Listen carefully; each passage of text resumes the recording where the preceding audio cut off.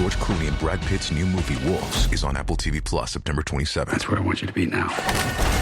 So if you want to see George Clooney and Brad Pitt, go to Apple TV Plus. You got to start the story there. Or if you want to see Brad Pitt and George Clooney, go to Apple TV Plus. I am enjoying the show. And if you want to see their new movie Wolves, You can't do it, I'm going to help you out. I can do it, so do it. definitely go to Apple TV Plus. Admit it, it's cool. Okay, fine, it was very cool. Wolves, streaming September 27th on Apple TV Plus. Rated R. This episode is brought to you by Microsoft Azure. Turn your ideas into reality with an Azure free account. Get everything you need to develop apps across cloud and hybrid environments, scale workloads, create cloud-connected mobile experiences, and so much more. Discover what you can create with popular services free for 12 months. Learn more at azure.com. That's AZURE.com. And sign up for a free account to start building in the cloud today. Hello, everyone, and welcome to another episode of the Two-Footed Podcast here on EPL Index. Now, before we kick things off today, I just want to share something with everybody. This episode is brought to you by our partners at Sky Bet.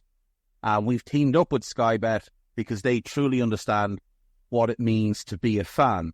Sky Bet appreciates the length that people go through to support their team in all areas, whether you're a match-going fan or otherwise, and there's just no better fit for us right now than a partnership with the good folks at Sky Bet. So with that said, let's go. What's good, boys and girls? Two-Footed Podcast. Today is Monday. It is the 16th of September, and the sun is shining. And the weather app is predicting a very good week, so that is positive. We had 10 games in the Premier League over the weekend, so let's rattle through those. Southampton 0, Manchester United 3. United go 1-up through Matthias de Ligt. A good header that I thought Ramsdale probably should have done better on. Seemed to kind of flail rather than dive.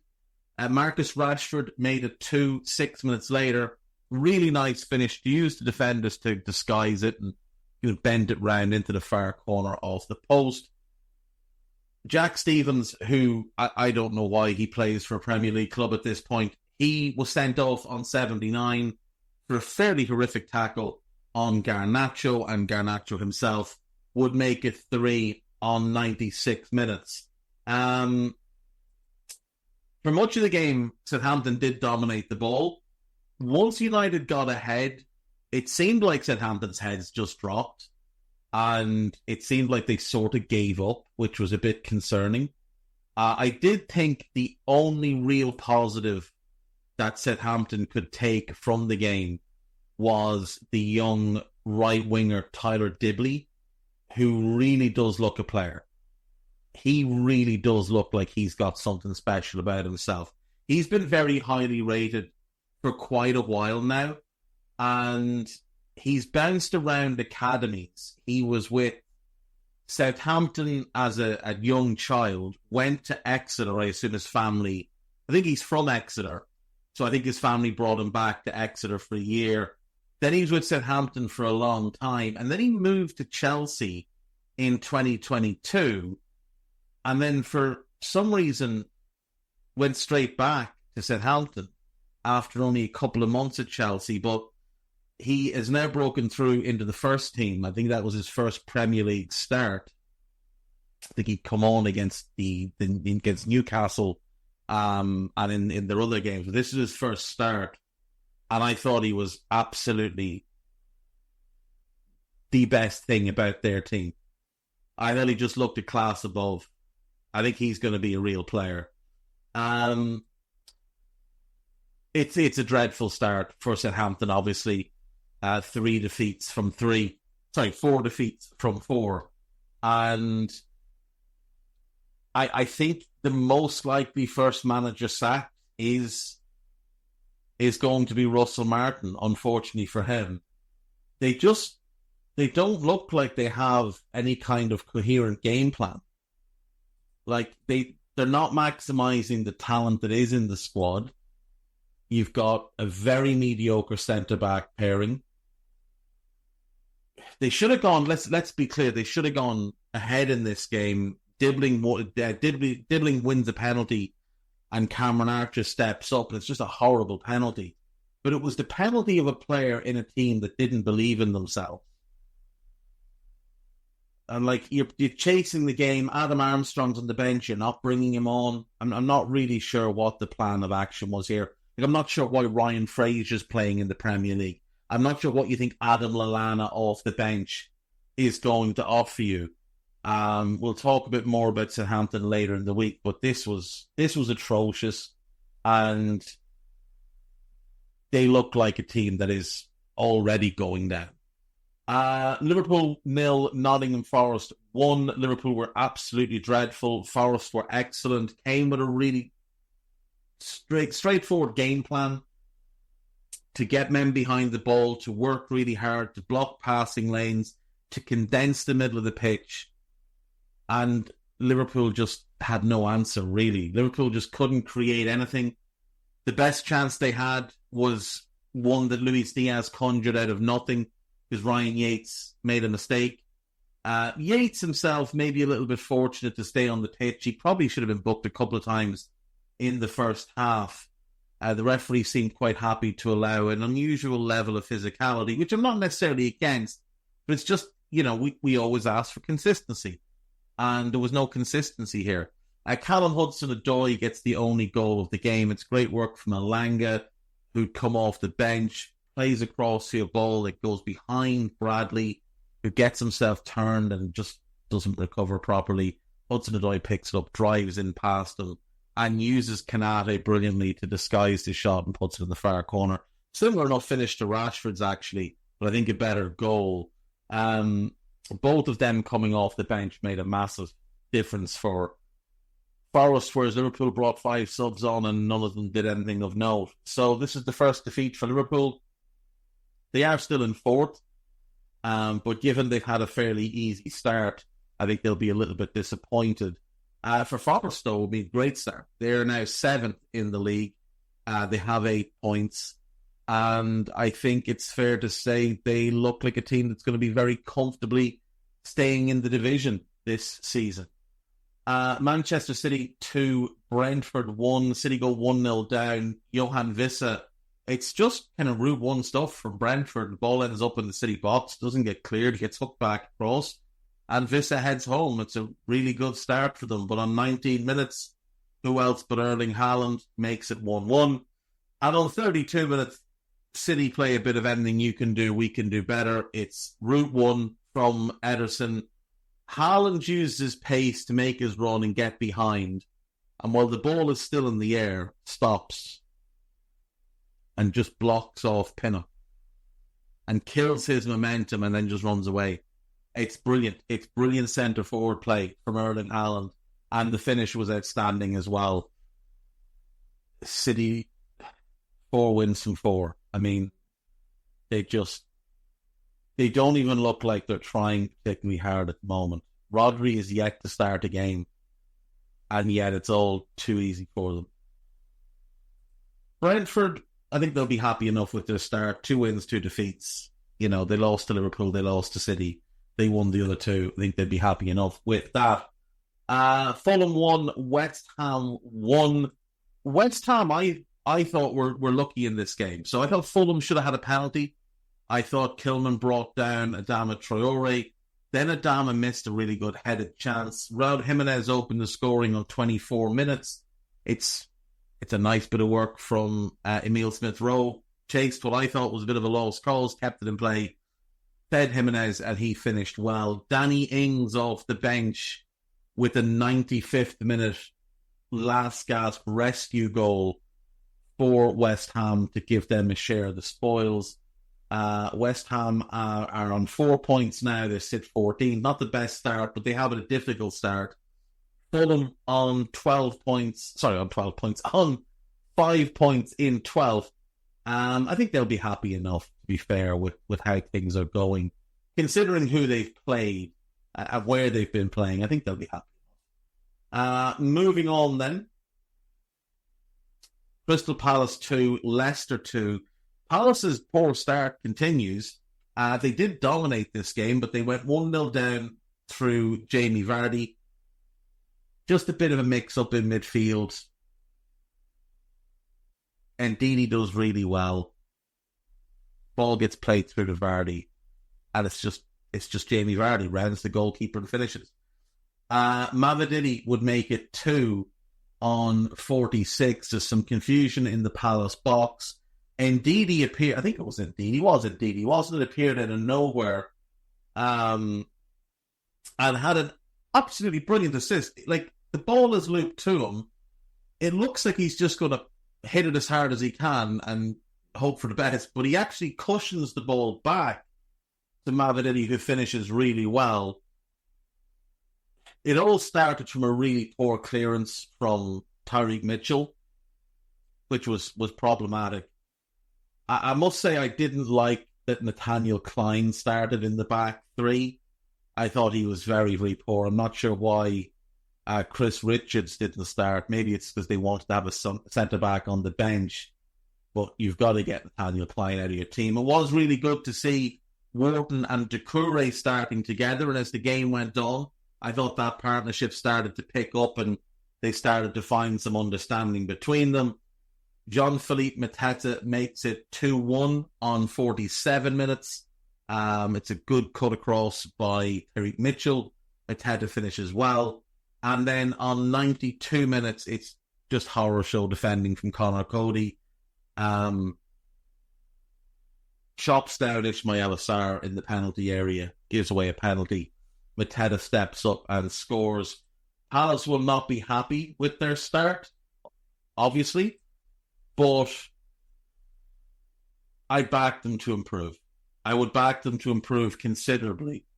Both sides are on 2 points. Leicester, I think, pre-season would have looked at this run of games and I think 2 points would have been acceptable to them.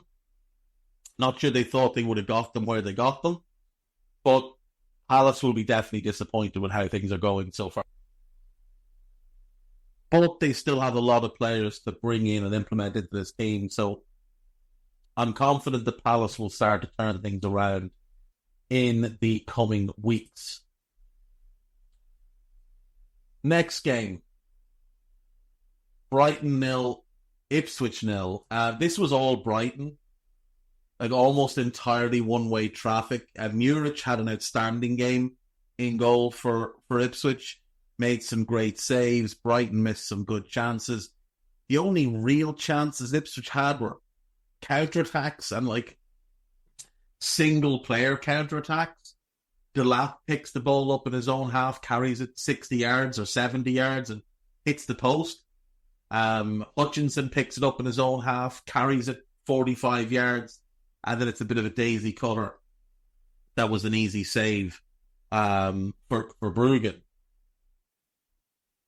Brighton will definitely be disappointed about that, but that's a great point for Ipswich. An absolutely brilliant point for Ipswich. Now, only 2 points so far, but like I've been saying, I think they've only really played 2 games in their season so far because I don't think they expected to get anything from Liverpool or from City. Season kind of began with Fulham, and I think they'd be happy enough with where they are at the moment. They look good. The team looks cohesive. They're playing decent football. They've still got more players to come into that team that I think will improve them. I think Cahoust needs to come in for Morsey, who looks out of his depth. I'm not sure Wes Burns should have come back in. He looks out of his depth as well. You've got Jack Clark there, who is unquestionably a better player. I think Ben Johnson really should be coming in at right back as well. Tuanzebe still, to me, just looks a fish out of water at right back. He's a decent centre-back, but not too impressed with him at right back. Moving on then. The 5:30 kickoff on Saturday gave us Aston Villa 3, Everton 2, and for the second week in a row, Everton going 2-0 up and then managing to blow it. Dwight McNeil scores on 16, all his own work, nicks the ball off Onana. Onana falls in a heap. McNeil drives forward. It's a low daisy cutter, but it's perfectly played into the bottom corner. Emi Martinez can't get to it. On 27 minutes, it's McNeil again with the set piece this time. crosses it in, puts it on Dominic Calvert-Lewin's head. He couldn't miss. Simple finish. And Everton 2-0 up. And, you know, there was never a moment when I thought Everton are going to get a result here. Never a single moment where I thought they were going to get a result. Even when in the second half they had Calvert-Lewin run through twice on goal, I didn't think he was going to score. He hit the crossbar the second time. He got the ball nicked off the first time. There's just no real belief in that Everton team. And when you look at the team and see Michael Keane in it, see Ashley Young in it, why would you think they're going to keep clean sheets? 36 minutes, Ollie Watkins got the first goal back for Villa. Leaqgue cross. Ollie Watkins climbs over Michael Keane and heads the ball in. 58 minutes, ball played over. Jack Harrison, to his credit, is trying to get back and cut it out. But unfortunately, he redirects the ball right into Watkins' path, and it's 2-2. And then on 76 minutes, John Duran picks the ball up 30 yards from goal, has a quick look, and just unleashes all kinds of hell and buries the ball in the top corner. John Duran, the way he shoots, the way he moves, the power, the pace, reminds me of young Adriano.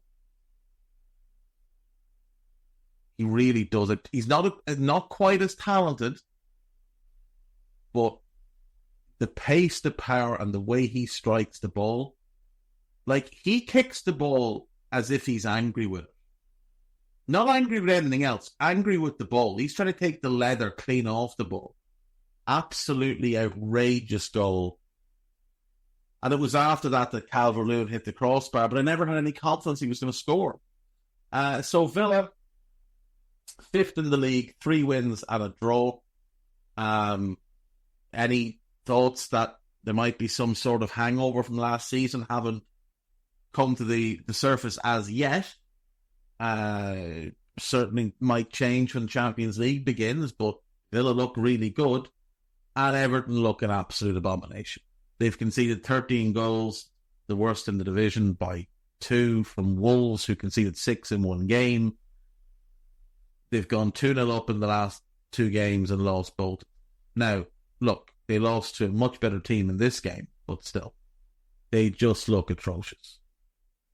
Absolutely atrocious. Them, Southampton and Wolves are the bottom 3, and they deserve to be the bottom 3. We'll come to Wolves. Late game, the 8 p.m. kickoff on Saturday. Bournemouth 0, Chelsea 1. Christopher Nkunku with the only goal of the game on 86 minutes, but be under no illusion. Bournemouth should have had this game wrapped up. Evan Nielsen missed a penalty. Sanchez made a couple of big saves. Bournemouth missed a couple of great chances. Bournemouth should have had that game wrapped up. But Sancho finds Nkunku. He bundles his way through. It's a nice finish. Travers should have come off the line to meet him. Chelsea will be thrilled with the goal. They're 8th in the league. I think 7 points is a little bit rich based on how they've performed. Not sure they've played well yet, other than the Wolves game, but they're getting results and teams are not punishing their errors. So, it is what it is. Bournemouth, I think, will be a bit disappointed with that defeat, but 5 points from their first 4 games is a decent start for them. On to Sunday, the big one, the North London derby. Arsenal go in, no Rice, no Odegaard, and Spurs shit the bed. There's no other way to look at it other than Spurs shit the bed. They should have won the game. Nigerian Timber was fortunate not to be sent off. I'm not saying it should have been a red card, but Curtis Jones was sent off at that same stadium last year for pretty much the same tackle. So it is what it is. Spurs had a lot of half chances, a lot of openings, and just didn't finish well. Riot didn't have any great saves to make. Spurs, I just thought, let themselves down. I thought Ange got it wrong in midfield, I have to say. going in with Kulusevski, Bentancur, and Maddison as a midfield three, I'm sorry, it's just silly. Not sure why he started Brennan Johnson, who hasn't started the season particularly well. I think if he'd started Pape Matar Sarr instead of Johnson and gone with Bentancur and Sarr, Kulusevski right, Maddison 10, and Son on the left, with Solanke as the 9, I think they'd have been much better off. I saw some dreadful takes over the weekend. One from a comical Liverpool fan saying that the squad at Spurs is crap. It really isn't. It's one of the most balanced and deepest squads in the league, but it's a very young squad, and young players are inconsistent. The only thing Spurs really need is a backup to Van de Ven. Everything else they've got. Like, you could do the better backup to Vicario. Obviously, they'd like to get rid of Reguilon and upgrade him as the backup to Adoiji.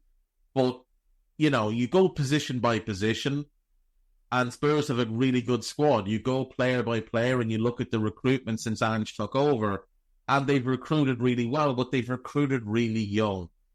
And one of the reasons they haven't brought in a backup for Van de Ven is they've bought this Vuskovic kid, the young Croatian, who's meant to be the next big thing. So Spurs have a long-term plan, and this is the thing. Spurs are trying to build for the long term. They're trying to put together a team that will sustain and be together for a long period of time. Football clubs are not run by children who go on social media and demand everything yesterday. And thankfully Spurs, who at times did act like that in the past, have started to take a more big picture view. But I think at the moment, Postecoglou is getting things wrong. I thought he got the midfield wrong. I thought some of the changes were iffy. I don't love the way he uses Adoiji. I'd rather see him hold width. I think you'd get a lot more from him. I actually think this Spurs squad is absolutely perfect for a back three, with one exception. That would mean they don't have any real centre-back depth.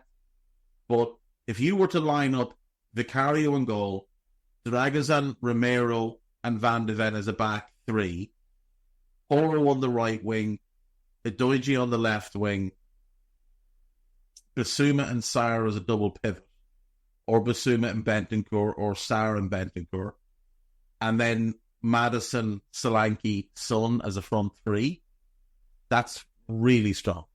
Like, really, really strong. The issue is that there'll be no real centre-back depth.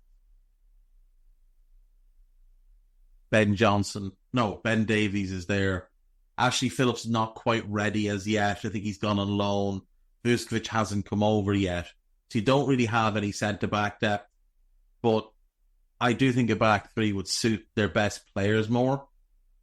The 4-2-3-1 does work well as well. But as I said to Guy on Friday, I think it's just a little bit risky playing two really attacking fullbacks and still asking Romero to be as aggressive and front-footed, because you're putting a lot then on Van de Ven in terms of cover defence.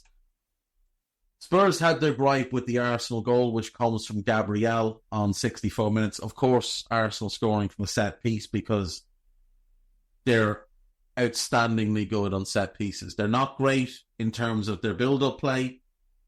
They don't create high-level chances, but they're outstandingly good on set pieces. And this was a game where the only way they were going to win it was by scoring from a set piece. Martinelli had a couple of half chances, but he never looked like scoring. Huge win for Arsenal, given the circumstances. Huge game next weekend now for them, obviously going to City, and we'll see how they react. I would imagine it'll be similar to how they were when they went there last year. I'm not sure I've ever seen a team as expensively assembled park the bus quite as often, but it got them a great result here, so it can't be criticised. Spurs will need to get their act together, but people are massively overreacting to their start. Like, they drew away with a newly promoted team in the opening game. That happens all the time. Arsenal lost away to Brentford a couple of years ago. They lost away to Newcastle a lot of teams will lose at Newcastle this season. Arsenal lost to Newcastle in Newcastle last season. They lost at home to Arsenal. A lot of people have tipped Arsenal to win the league. Most teams will lose at home to Arsenal. So, not sure why people are so adamant that Ange needs to be sacked or should be sacked or will be sacked. He definitely is getting a couple of things wrong, but I wouldn't imagine he's under any pressure at the moment. And he certainly shouldn't be.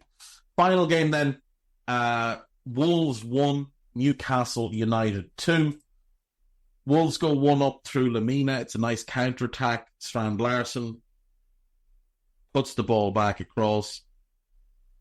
Step over. It was a Strand Larson that cut the ball across. I think it was. I could be wrong.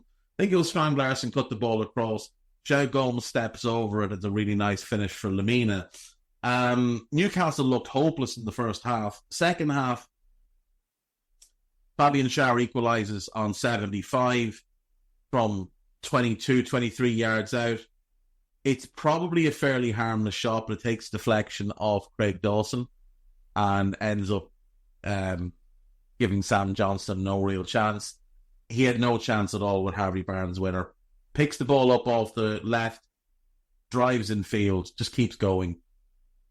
No Wolves defender comes to try and get a block on him. They're trying to lead him across the pitch for whatever reason.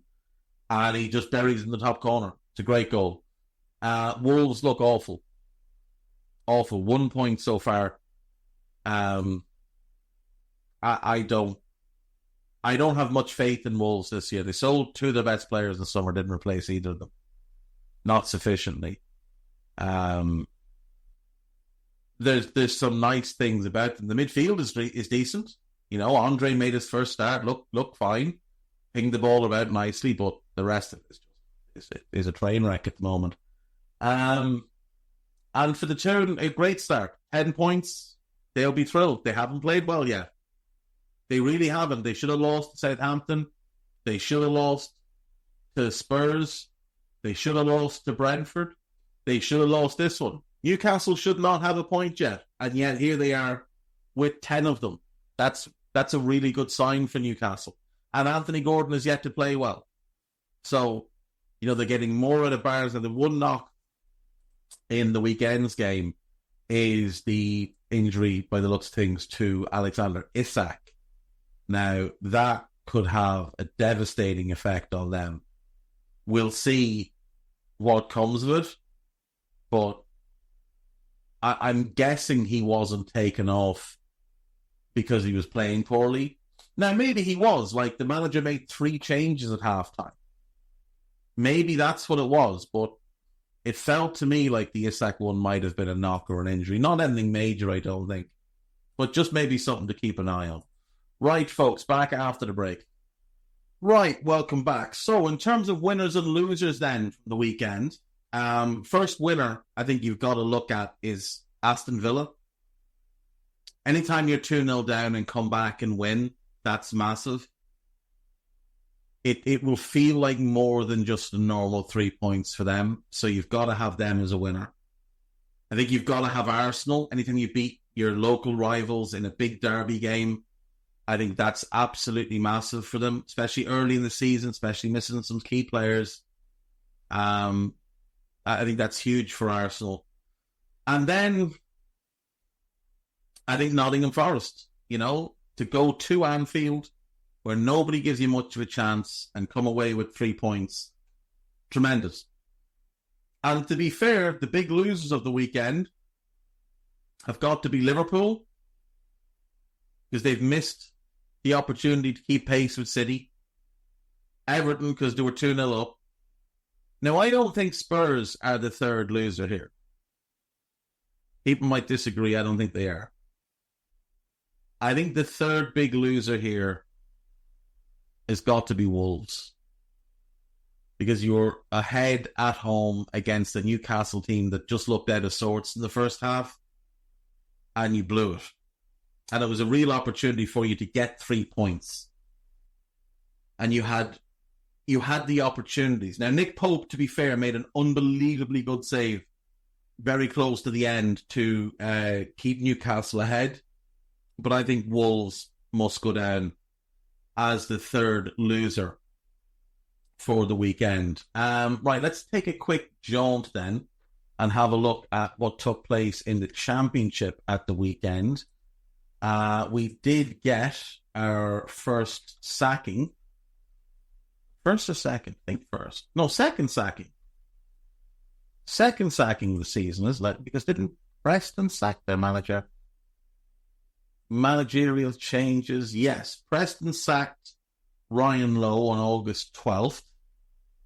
And Paul Heckenbottom is now manager there after Mike Marsh oversaw for a week or so. And now we have Stephen Schumacher, who's been sacked. And Schumacher had done a really good job with Plymouth, brought them into the Championship. And then Stoke brought him in. And, you know, I thought really good appointment. I thought it was the right move. He helped them stay up last season after they made a pretty disastrous start. But they've decided to move on. And I can't say it's the wrong decision because they haven't started the season particularly well. And obviously at the weekend, they lose again. But I do think it's a little bit early. Like, you're in mid-table. It's not like a thing that you're 20th. You're sitting in 13th. Hasn't been an awful start. It's been a bad start. You know, I'm sure you had higher expectations. But I do feel like you've jumped the gun a little bit on this. You know, they beat Coventry. That was a big win. They lose to Watford, who had started really well. Now they've obviously they've hit a bit of a wobble the last couple of games where they haven't won, but you know they're still doing well. Watford currently sit in 5th. You lost to West Brom. Well, West Brom are top of the league, the best team in the Championship thus far. And then you beat Plymouth. Then you lost to Oxford. So really and truly, the Oxford one is the bad result. But let's remember, you went into the game level on points with Oxford. Now, I know they're newly promoted, and maybe that's what you were looking at, but it's not like a thing that Oxford are sitting bottom of the league with 1 point. Oxford have 9 points now. So yes, it's a bad result, but you were also away from home. So I am a bit confused by it. I do think they've jumped the gun. I think he's a good young manager. I do think he'll bounce back. And I do think we'll see him again quite soon. Wouldn't surprise me at all if he reappears before Christmas with another club. I think anyone in the Championship or League One who makes a change in the coming months would do well to consider Stephen Schumacher. He's young, he's ambitious, he works like a dog. By all accounts, he is the first one in and the last one out every day. I like how his teams play. You know, there's a lot of promise at Stoke, but they went with a kind of a youth movement this summer. They didn't spend big money by any stretch, and they went with a youth movement, brought in quite a few young players. It was going to take time to mesh that and mold that together, and he hasn't been given the time. Ultimately, only time will tell if it's the right decision. We'll see who they appoint. We'll see how he does where he goes forever. But I feel like it's far too early for that decision to have been made. Anyway, the results at the weekend. Where do they go? There they are. Okay, so Hull City 0, Sheffield United 2, Millwall 0, Luton 1. Massive win, obviously, for Luton in that one. Big win, I should have said, for Sheffield United in that Yorkshire derby. Leeds 0, Burnley 1. Massive win for Burnley in a game between two of the favourites to get automatically promoted. Oxford 1, Stoke 0. Swansea 1, Norwich 0. Watford 1, Coventry 1. Plymouth 3, Sunderland 2. Huge win for Plymouth. Sunderland had been top. Plymouth obviously had made a bit of a rough start under Wayne Rooney. But that is a huge win, his first win in the league. It's a long old journey back to Sunderland as well for those fans after that type of result. Sheffield Wednesday 1, QPR 1, Middlesbrough 1, Preston 1, Blackburn 3, Bristol City 0, Derby 1, Cardiff 0, and then Pompey 0, West Brom 3. So the league table gives us West Brom top on 13, then Sunderland on 12. Blackburn have 11, Burnley and Watford have 10, Sheffield United have 9, Oxford have 9, Derby have 9, Leeds and Middlesbrough have 8 each, Swansea have 7, QPR and Stoke have 6, Coventry, Norwich and Plymouth and Bristol City have 5, Millwall, Luton, Sheffield Wednesday and Preston have 4. Hull and Portsmouth have 3. And Cardiff City bring up the rear with no points. And I'll be back after this commercial break. Right, welcome back. So I didn't mention, but I should have mentioned that today's show is brought to you by our friends at Sky Bet, as you will have heard pre-program. So thank you to them for their continued support. And we will now have a look at the Sky Bet EFL League 1 and League 2 and what took place over the weekend. We'll also throw an eye on the Conference League quickly. Right, Mansfield Town 2, Cambridge United 1, Northampton 1, Wycombe 2, Shrewsbury 0, Charlton 1, Rotherham 2, Burton 2, Bolton 0, Huddersfield 4. Big win for Huddersfield, bad result for Bolton. Stevenage 3, Barnsley 0. Crawley 1, Stockport 1, Blackpool 2, Exeter 1, Bristol Rovers 0, Wigan 4, Peterborough 1, Lincoln City 1, Reading 0, Leyton Orient 1, and tonight is obviously the big game in League 1. It's Birmingham at home to Wrexham, 8 p.m. kickoff. I think absolutely a must-watch game, so get your eyes on that one if you can. League 1 table, Wrexham are top, 13 points from 5 games. Charlton have 13 points from 6 games. Huddersfield, 12 from 5. Stockport, 11 from 5. Lincoln, Birmingham and Barnsley all have 10 points, but they've all played a different amount of games. Birmingham only played 4 games. At Lincoln 5, Barnsley 6. Mansfield 8 from 7. Stevenage, Wycombe, Peterborough, Reading and Crawley all with 7 from 5. Bristol Rovers with 7 from 6. Wigan and Exeter 6 from 5. Rotherham 6 from 6. Northampton and Blackpool 5 from 5. Burton 4 from 5. Bolton 4 from 5. Leyton Orient 3 from 5. Shrewsbury 3 from 6, that's not great. And Cambridge 1 from 5. Bolton undeniably the most disappointing team in League 1 thus far. And I think Charlton, probably the team I tag as the surprise package. Although credit to Stockport, who obviously came up with Wrexham. I'm not sure anyone expected them to mount a charge on potentially automatic promotion, but certainly the playoffs. But they're right in the mix as things stand. But obviously it is very, very early in the League 1 season, as it is in League 2, where at the weekend, Harrogate beat Doncaster by 2-0. Doncaster had started the season really well, but this result was a bad one. This was Thursday night. This result was a bad one. In a victory for football, AFC Wimbledon 3, MK Dons 0.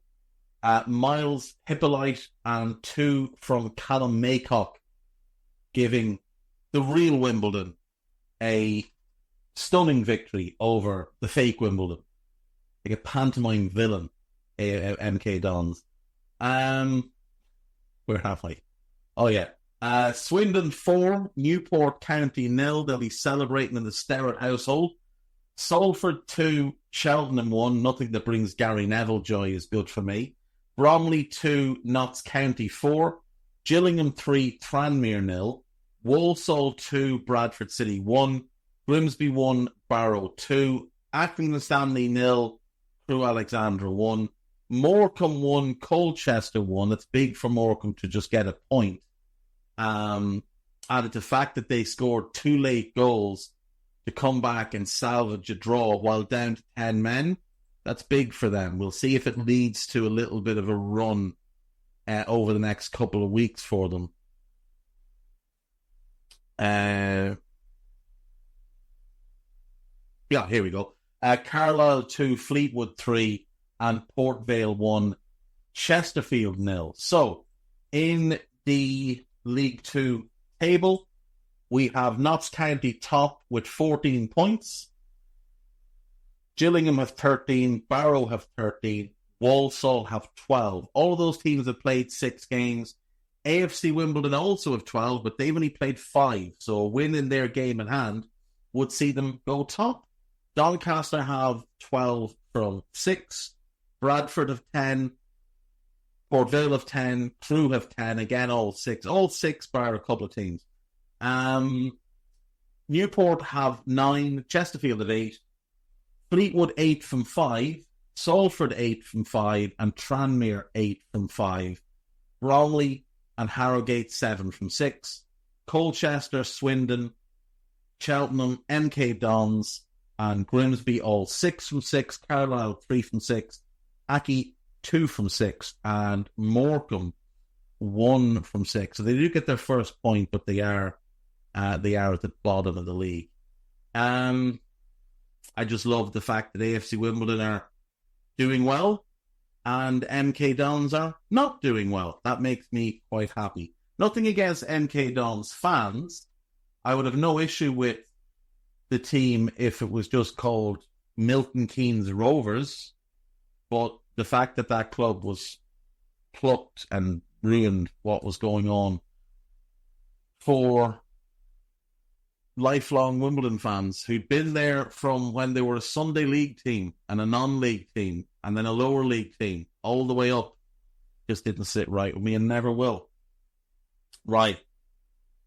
In the National League, there was some madness over the weekend. So, Halifax 3, Eastleigh 1, Forest Green 2, Wheelstone 2, Woking 1, Oldham 3, Yeovil 0, Altrincham 0, Boston United 1, Aldershot 1, Tamworth 3, Maidenhead 1, Barnet 3, Braintree 1, York City 3, Field 0, Ebbsfleet 1, Hartlepool 0, Southend 1, Sutton United 3, Rochdale 1, Solihull Moors 2.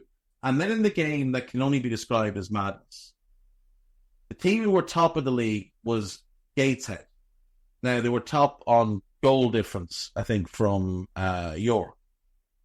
They went to Dagenham and Redbridge, and the game ended 7-1 to Dagenham and Redbridge. Dion Pereira put Dagenham 1 up. Josh Rees made it 2. Then there was an own goal by Calambi, who made it 2-1. And then Dagenham just battered. They got 4 goals in 12 second half minutes. 2 for Junior Morais, 1 for Josh Amura, and another for Pereira. And then Josh Rees got his second in the 98th minute. Dagenham went into the day 7 points behind. It's funny because when I was a kid, Dagenham and Redbridge were like the one non-league team that you just sort of knew of. And they were always like a formidable non-league team. The mighty Dagenham and Redbridge. Them and Rushden and Diamonds were the two most notable sort of non-league teams. And obviously, Dagenham did then come up into the Football League and spent quite a while in the Football League before getting relegated back into non-league. But yeah, I've always just kept an eye on them and always had a soft spot for them because I just remember them being referred to as the mighty Dagenham and Redbridge. So yeah, there we go. National League table, York top 20 points. Forest Green and Barnet both have 18. Rochdale and Gateshead have 17. Gateshead do have a game in hand. Eastleigh have 16. Oldham and Solihull Moors have 14. Dagenham and Redbridge, Halifax, Hartlepool, Yeovil and Woking all have 13. Aldershot and Sutton have 12. Altrincham have 11. Southend have 10. They have a game in hand. Boston United have 8. Tamworth have 8. They've got a game in hand. Braintree 7. Wheelstone 6. Maidenhead 5. Field 5, but they've got a game in hand. And Edsfleet, who obviously got their first win at the weekend now, also on 5. Big win for them over Hartlepool. Right, the last thing to do for this episode is to check in with our favourite manager, Big Dunk. A 2-2 draw with Alloa Athletic. Danny Devine put Inverness 1 up. Callum McLeod made it 2. Connor Salmon pulled 1 back. And then Luke Donnelly made it 2-2. That's not Connor Salmon that played for Ireland. It is Connor Salmon that played for Ireland. I had no idea he was still playing. Molly's delighted, as you can hear, that Connor Salmon is still not there. He's been with Alloa for 3 years now. Fair play to him. Right, so Big Dunk then, if I'm not mistaken, that brings his managerial record at Inverness to played 42. No, he played 48. No, they've drawn. Oh, I thought he had even numbers across the board. Instead, he's got 16 wins, 17 draws, and 15 defeats. But he is at a 33% win rate. It would have just been funny if he did 33% draw rate and a 33% defeat rate as well. So there we go. Big Dunk, 70 games, 18 wins, 22 draws, and 30 defeats. 25.71% win rate. And that is going to do me. I'll be back later today with 2-footed extra. Right, this show was brought to you by Sky Bet, as you heard at the start of today's show. We want to thank them for their continued support. And as always, to get involved with Sky Bet, you need to be over 18. And if you have questions or queries or problems with gambling, visit begambleaware.org and stay safe. Bye-bye. This podcast is part of the Sports Social Podcast Network.